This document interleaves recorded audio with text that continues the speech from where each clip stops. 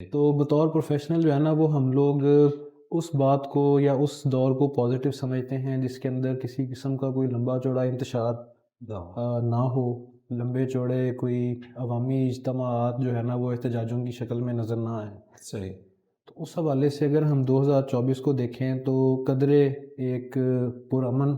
سال صحیح۔ رہا ہے، کوئی لمبے چوڑے دھرنے، لمبی چوڑی سڑکوں کی بندشیں، تو ہمارے جو مریض ہیں وہ آتے رہے جاتے رہے، تو ہمارے لیے تو یہی معاشی اور معاشرتی اور ساری سرگرمی ہے۔ ایک چیز جو یہ دیکھنے میں آئی ہے جو 2024 میں خصوصی طور پہ، وہ یہ ہے کہ جو ایک گرتی ہوئی یا جو ایک تنزلی کا ایک ٹرینڈ تھا نا، وہ ریورس نہ صحیح، وہ کہیں ایسا لگتا ہے کہ وہ تنزلی سٹاپ ہوئی ہے۔ اسٹریٹ فارورڈ سے ہمارے انڈیکیٹر ہوتے ہیں، وہ یہ ہوتے ہیں کہ ہمارے پاس، جیسے میں کینسر اسپیشلسٹ ہوں تو ہمارے پاس کیمو تھراپی اور یہ چیزیں، اب وہ کیمو تھراپی اور اس سے متعلقہ علاج مہنگا ہے،